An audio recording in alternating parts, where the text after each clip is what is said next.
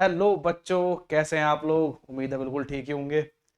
चलिए, तरुण सर वापस आ गए हैं आपके लिए एक और नए लेक्चर के साथ, एक और नई क्लास के साथ।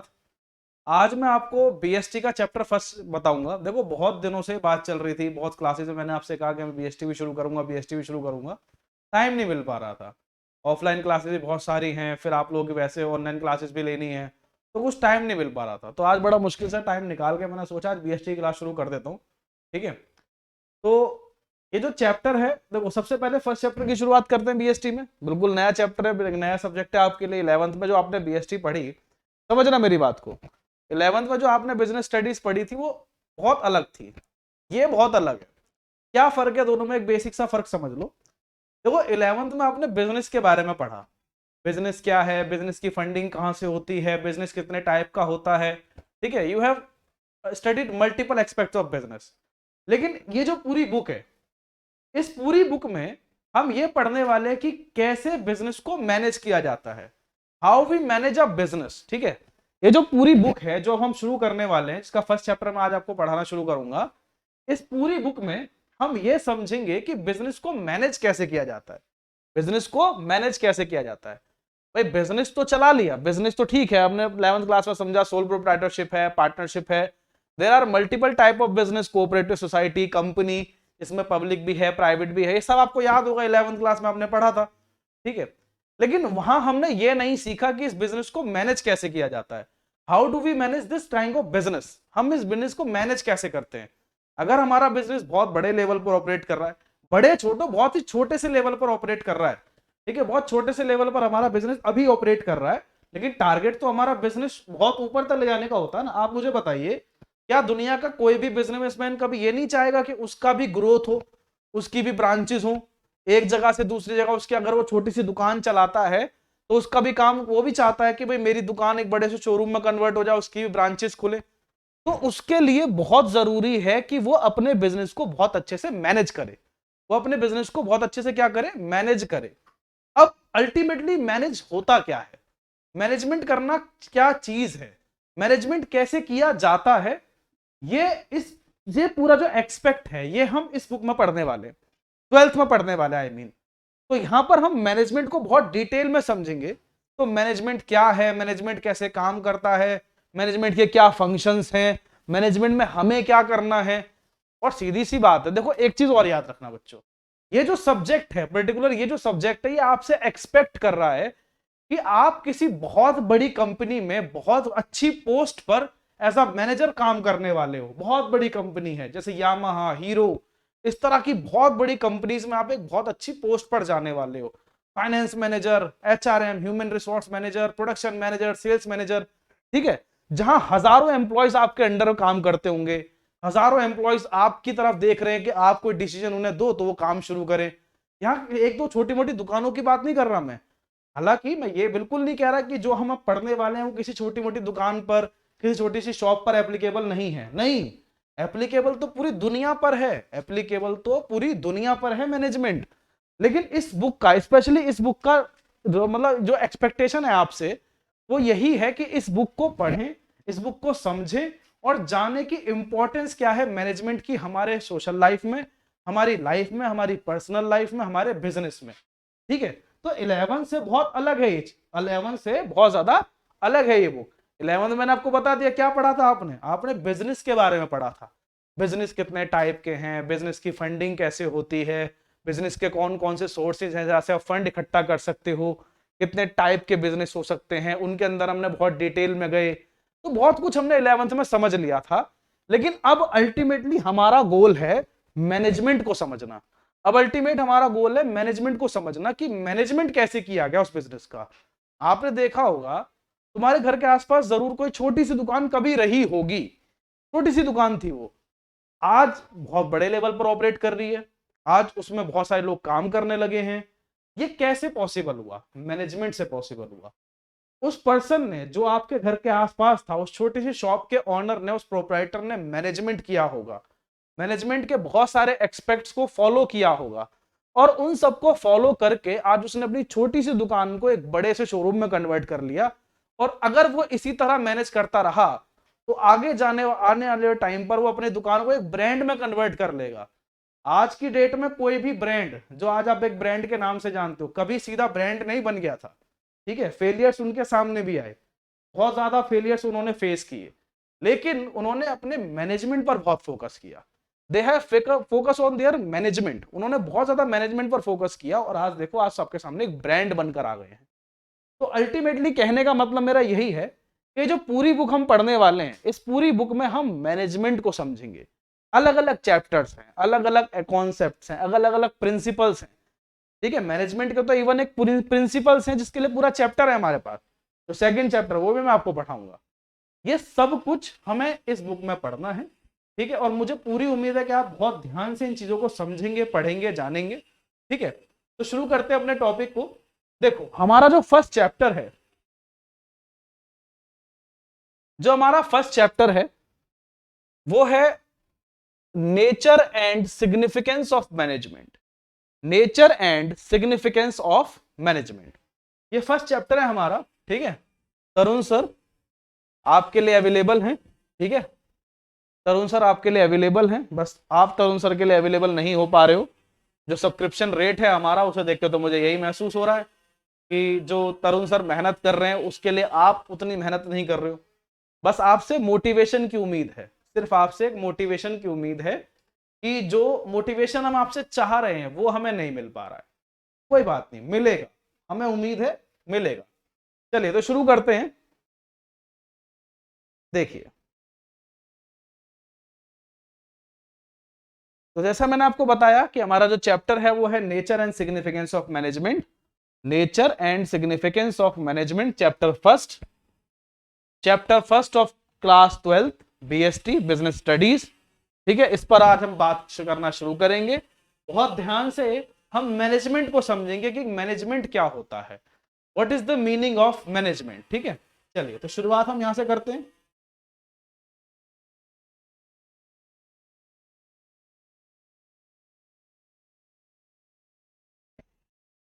देखो भाई, तो सबसे पहले मैनेजमेंट की एक बेसिक सी डेफिनेशन समझते हैं।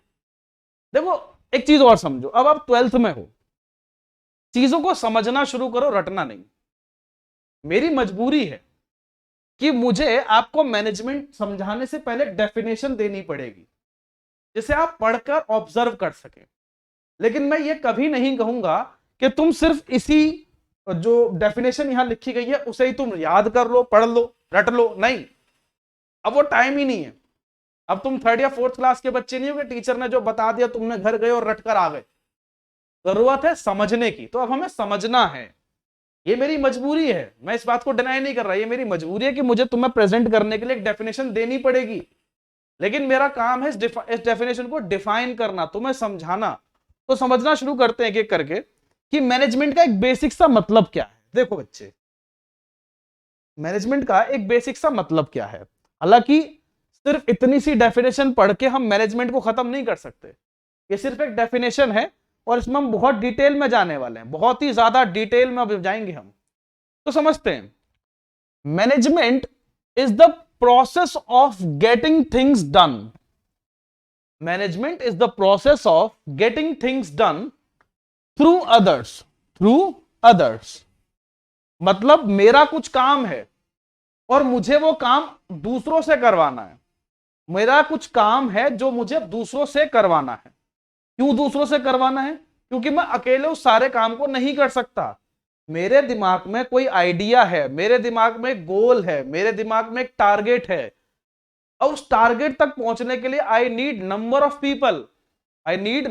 पीपल। मैं सारा काम अकेले नहीं कर सकता, इसीलिए मुझे उन लोगों को भी कॉन्फिडेंस में लेना होगा, और जिस लेवल पर मैं ऑपरेट करना चाहता हूं उसी लेवल पर उनको लाना होगा। इसीलिए मैनेजमेंट इज अ प्रोसेस। अब यहां ध्यान दो, समझो मेरी बात। मैनेजमेंट इज प्रोसेस, ये कभी रोकी नहीं जा सकती। मैनेजमेंट एक प्रोसेस है, ये कोई काम नहीं है कि आपने एक बार कर दिया हो गया खत्म। आपने बिजनेस शुरू किया, एक बार मैनेजमेंट कर दिया, 6 महीने लग गए मैनेजमेंट करते करते और हो गया काम खत्म, ऐसा नहीं है। मैनेजमेंट एक प्रोसेस है बच्चे। जब तक आप हैं तब तक मैनेजमेंट होता रहेगा, तब तक मैनेजमेंट चलता रहेगा। आप उसे रोक नहीं सकते। आपकी जगह कोई और आकर मैनेज करेगा, लेकिन वो चलता रहेगा। It is not work, it is a process. of getting things done with other with the aim of achieving the organizational goals effectively and efficiently। अब ये बहुत ध्यान से समझने वाली बात है कि मैनेजमेंट एक ऐसा प्रोसेस है जिसमें अपना काम या हमारा काम कह लो, क्योंकि अब वो लोग मेरे साथ इन्वॉल्व हैं, there is a team, there are number of people, अब हम सब एक हैं। अब हमारा काम पूरा करने के लिए मुझे उन लोगों से काम करवाना है, किस तरीके से करवाना है ताकि मेरे जो गोल्स हैं वो अचीव हो सके, ताकि मेरे गोल्स जो है ऑर्गेनाइजेशनल गोल्स वो अचीव हो सके, और किस तरीके से इफेक्टिवली और एफिशिएंटली, मतलब कम से कम टाइम और कम से कम कॉस्ट में अचीव हो सके। कम से कम टाइम लगना चाहिए, कम से कम कॉस्ट लगनी चाहिए, कम से कम टाइम लगना चाहिए, कम से कम कॉस्ट लगनी चाहिए। Effectively and efficiently, effectively and efficiently, इन बातों पर बहुत ध्यान देना। अभी मैं आपको बताता हूं कि इफेक्टिव होने का और एफिशिएंट होने का मतलब क्या है, इफेक्टिव होने का और एफिशिएंट होने का मतलब क्या है, ये मैं आपको भी बताता हूं। लेकिन इससे पहले समझो इस बात को समझो कि मैनेजमेंट एक प्रोसेस है जो दूसरे लोगों से काम करवाने में हेल्प करती है, जिसका एक एम है कि हमारे टारगेट अचीव हो effectively and efficiently, effectively and efficiently. ठीक है, देख सकते हैं आप, ये लोग ये सब कुछ प्लान कर रहे हैं, ये सब कुछ लोग प्लान कर रहे हैं, ये सब मिले हुए हैं। ये मे बी हेड होगा, ये पर्सन जो है हेड है, he is the head of the team, ये इसकी एक टीम है, ये सब मिलकर बैठे हैं, बातचीत कर रहे हैं, क्या करना है, कैसे करना है, ऑर्गेनाइजेशन को कैसे आगे बढ़ाना है, all that things. Do you get it? Do you get my point? ठीक है, तो आप चाहते हैं तो इसको लिख लीजिए, इसको अच्छे से लिख लीजिए, ये सिर्फ लिखने के काम आएगी, एग्जाम में आप लिख सकते हैं। डेफिनेशन वैसे आती नहीं है एग्जाम में, लेकिन अगर आ जाए तो आप लिख सकते हैं इस डेफिनेशन को बस। लेकिन मैं ये नहीं कह रहा हूं कि इसे रट लो, रटने का काम खत्म हो गया, तुम लोग अब बच्चे नहीं हो, बड़े हो चुके हो। ठीक, तो इसको आप समझिए। अब आगे बढ़ते हैं। सबसे पहले मैंने आपको कहा कि मैनेजमेंट एक प्रोसेस है जो हमारे टारगेट्स को अचीव कराने में हेल्प करती है, प्रोसेस है जो टारगेट्स को अचीव कराती है in effective and efficient way, in effective and efficient way, in effective and efficient way. तो दोनों में क्या डिफरेंस है सर? इफेक्टिव होने का क्या मतलब है, एफिशिएंट होने का क्या मतलब है? दोनों रिलेट तो बेटा टाइम और कॉस्ट से ही करते हैं, दोनों रिलेट तो टाइम और कॉस्ट से ही करते हैं, लेकिन हम आगे इसको जरा समझते हैं।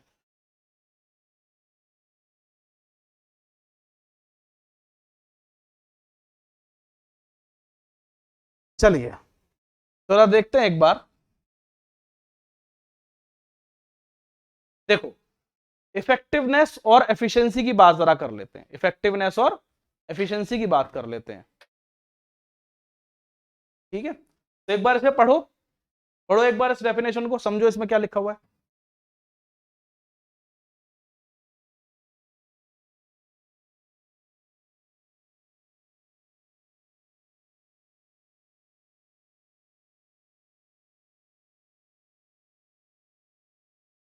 तो पढ़ लिया आप लोगों ने? वो थोड़ा साउंड का कुछ प्रॉब्लम हो रहा था, ठीक है, वो डील किया है मैंने, पढ़ लिया इसको। चलिए आगे बढ़ते हैं। देखो, इफेक्टिवनेस और एफिशिएंसी की बात करते हैं, समझिए इस बात को।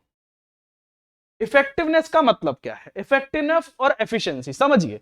इफेक्टिवनेस और एफिशिएंसी ये दोनों ही एक ही सिक्के के पहलू हैं, एक ही सिक्के के हेड एंड टेल हैं, ये दोनों ही होना जरूरी है ना। एक सिक्के के पास, एक सिक्का है आपके पास जिसमें एक हेड शेप तो है लेकिन टेल का कुछ नहीं है, टेल मिसप्रिंट है, टेल साइड में कुछ प्रिंट ही नहीं है, तो क्या वो सिक्का काम का है? वो सिक्का बिल्कुल काम का नहीं है। तो इफेक्टिवनेस और एफिशिएंसी ये दोनों ही एक ही सिक्के के पहलू हैं, एक ही सिक्के पर एक काम करेंगे, लेकिन इन दोनों का मतलब अलग अलग, इन दोनों का मतलब बिल्कुल अलग है। दोनों का होना बहुत जरूरी है। अगर किसी मैनेजमेंट में इफेक्टिवनेस है, एफिशिएंसी नहीं है, एफिशिएंसी इफेक्टिवनेस नहीं है, तो वो मैनेजमेंट वेस्ट है, वो मैनेजमेंट बिल्कुल काम का नहीं है। जरूरी है कि ये दोनों होने चाहिए, और दोनों कैसे? But these two expects need to balanced in every organisation. ये बैलेंस्ड होने बहुत जरूरी है। किसी भी ऑर्गेनाइजेशन में इन दोनों का होना बहुत ज्यादा जरूरी है।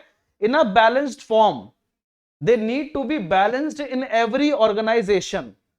Management is a process which deals to achieve the organizational goals in effective and efficient manner. तो इफेक्टिवनेस और एफिशिएंसी का फर्क क्या है जरा समझ लेते हैं, एक एग्जांपल से समझते हैं। देखिए, एक कंपनी को टारगेट मिला कि उसे 5000 यूनिट्स प्रोड्यूस करने एक ईयर में। एक कंपनी को 5000 यूनिट्स, किसी भी चीज के हो सकते हैं, जो आपको अच्छा लगे वो यूनिट रख लेना। 5000 यूनिट का टारगेट मिला कि 5000 यूनिट उसे प्रोड्यूस करने। जो मैनेजर था उसने कंपनी के एम्प्लॉयज को डबल शिफ्ट पर लगा दिया। कंपनी के एम्प्लॉयज को डबल शिफ्ट पर लगा दिया कि ठीक है भाई डबल शिफ्ट करो, डबल शिफ्ट काम शुरू कर दो, ठीक है, ओवर टाइम कीजिए, डबल शिफ्ट काम कीजिए विद हाई सैलरी। और उनको सैलरी मिली हाई कि ठीक है आपको डबल शिफ्ट काम करेंगे, सैलरी भी देंगे हम लोग, पर टाइम पर काम कंप्लीट हो जाना चाहिए।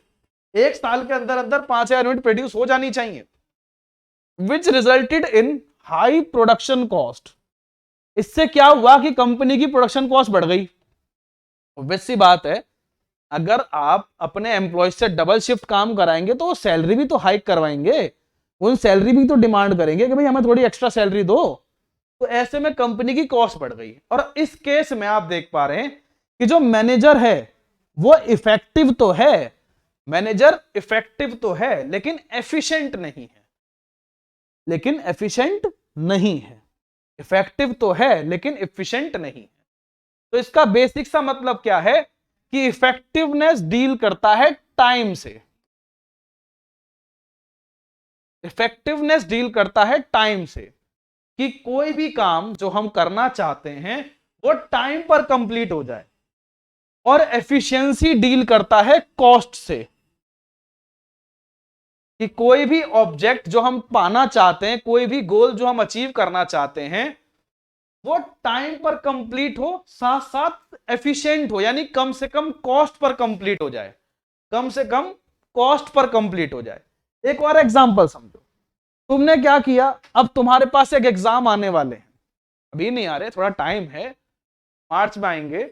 लेकिन अगर तुम अपना सिलेबस इस तरह डिजाइन कर लो, इस तरह अपना डिसिप्लिन बनाओ कि तुम्हारा सिलेबस ही अप्रैल में खत्म हो रहा है, तो क्या उसका कोई फायदा हुआ? उस टाइम टेबल का, उस मैनेजमेंट का कोई फायदा हुआ? कोई फायदा नहीं हुआ। या फिर तुमने टाइम पर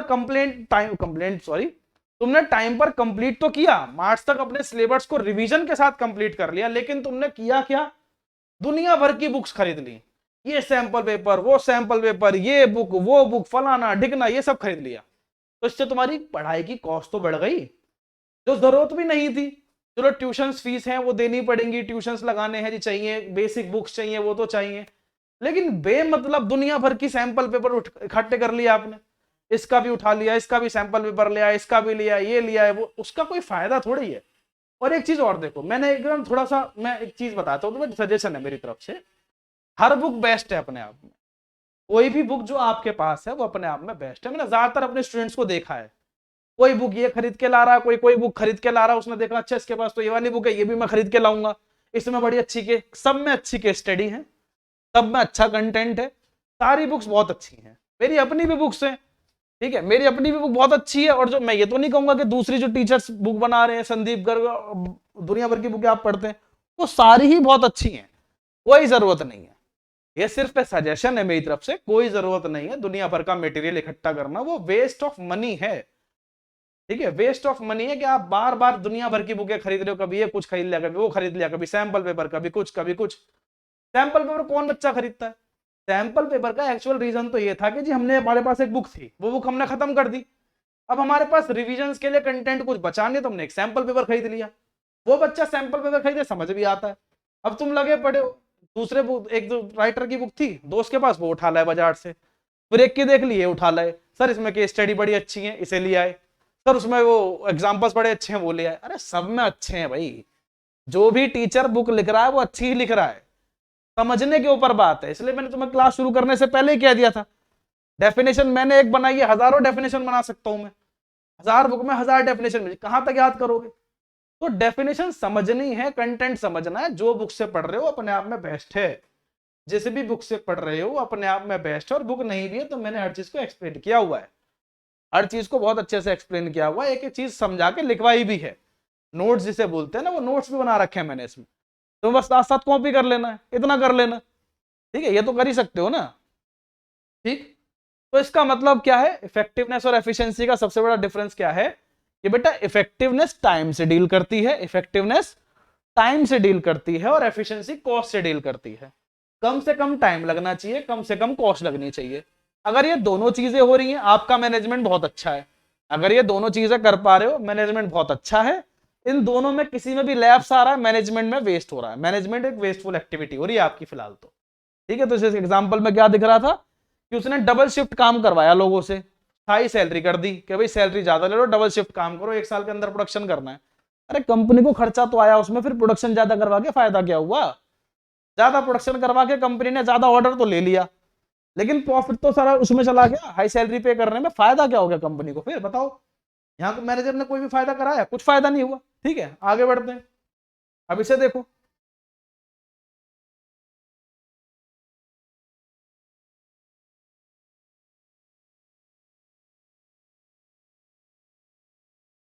ठीक, इसे देखो जरा एक बार। If the manager reduce the output, अब समझो ना, if the manager reduce the output, एक एग्जाम्पल और है, with fewer resources to cut down the cost, जिससे रिसोर्सेज कम यूज हो, प्रोडक्शन ही कम कर दे तो रिसोर्सेज कम होने ही थे, प्रोडक्शन ही कम कर दिया, रिसोर्सेज तो कम होने ही थे, जिससे कॉस्ट भी कम हो गई। बहुत अच्छा किया भाई, बड़ी बढ़िया बात है, मैनेजर ने कॉस्ट कम की है। लेकिन इससे प्रॉब्लम क्या हुई कि जो गुड्स थे वो सही टाइम पर मार्केट में नहीं पहुंचे, और कॉम्पिटिटर्स आ गए। सही टाइम पर गुड्स पहुंचे ही नहीं और कॉम्पिटिटर आ गए, कॉम्पिटिटर्स ने मार्केट एक्वायर कर लिया, तुम्हारा प्रोडक्ट मार्केट तक ही नहीं पहुंचा। क्यों? क्योंकि मैनेजर कॉस्ट ही कम करता रह गया। तो अब बताओ, यहां भी कोई फायदा हुआ क्या? यहां भी कोई फायदा हुआ? फायदा तो यहां भी कुछ नहीं हुआ। वहां उसने टाइम पर काम कंप्लीट कर दिया था, लेकिन उससे प्रॉब्लम क्या हुई कि कंपनी के लिए कॉस्ट इतनी ज्यादा आ गई, इतना तो प्रॉफिट नहीं हो रहा था कंपनी को। सेम चीज यहां हुई कि कॉस्ट तो कम कर ली उस पर्सन ने, उस मैनेजर ने कॉस्ट तो कम कर दी, लेकिन टाइम पर तो प्रोडक्ट पहुंचा ही नहीं, इतने में दूसरे कॉम्पिटिटर्स आकर मार्केट एक्वायर करके ले गए, तो फिर भी कोई फायदा नहीं हुआ। तो इन दोनों ही तरह के मैनेजमेंट का कोई फायदा नहीं है। इसीलिए मैंने कहा कि ये इफेक्टिवनेस और एफिशिएंसी दोनों ही एक ही सिक्के के दो पहलू, हिंदी में जिसको बड़ा बढ़िया सा डायलॉग मारते हैं लोग, हिंदी फिल्मों में तो बहुत ही होता है, एक सिक्के के दो पहलू, two sides of one coin, एक हेड है एक टेल है, होना दोनों का जरूरी है। हेड साइड प्रिंटेड है, टेल पे कुछ नहीं है, तो वो सिक्का नकली है। सेम चीज यहां पर है, ये मैनेजर नकली है। ठीक है, इस मैनेजर का कोई फायदा नहीं है।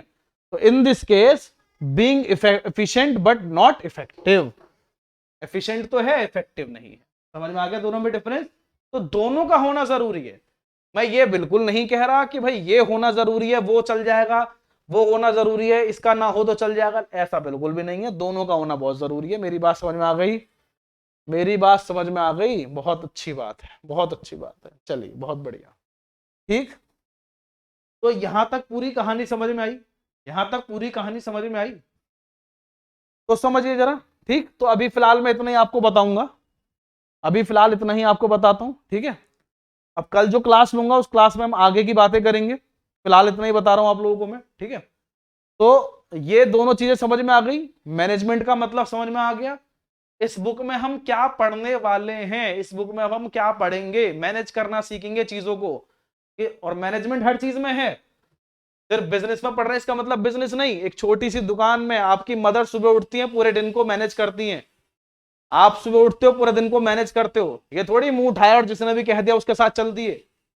भाई मैनेज करते हो ना, इतने बजे स्कूल जाना है, इतने बजे क्लास है वहां पहुंचना है, इतने बजे भाई ये करना है, इतने बजे वो करना है, मैनेज करते हो ना। तो बिजनेस को भी तो मैनेज करना बहुत जरूरी है। या यूं कहो कि बिजनेस में तो मैनेजमेंट है ही, बाकी हर जगह मैनेजमेंट अवेलेबल है। और डिटेल में इस पर बात कर लेंगे। ठीक है, तो फिलहाल इतना ही बताता हूं आपको। अब नेक्स्ट क्लास जो मैं लूंगा उसमें आगे की कहानी समझाऊंगा। क्लियर? यहां तक बात समझ में आ गई? चलिए, बहुत अच्छी बात है। इसका स्क्रीनशॉट ले लेना। स्क्रीनशॉट क्यों लो, लिख ही लो ना, स्क्रीनशॉट के चक्कर में पढ़ो ही मत क्या करो। स्क्रीनशॉट और अच्छे आ गए दुनिया में। ठीक है, तो इन सब का मतलब इसको सबको लिख लो ये। ठीक है, चलिए, डेफिनेशन है ये डेफिनेशन दोनों की, इनको लिख लो अच्छे से, फिर आगे बात करेंगे। ठीक है, चलो बाय।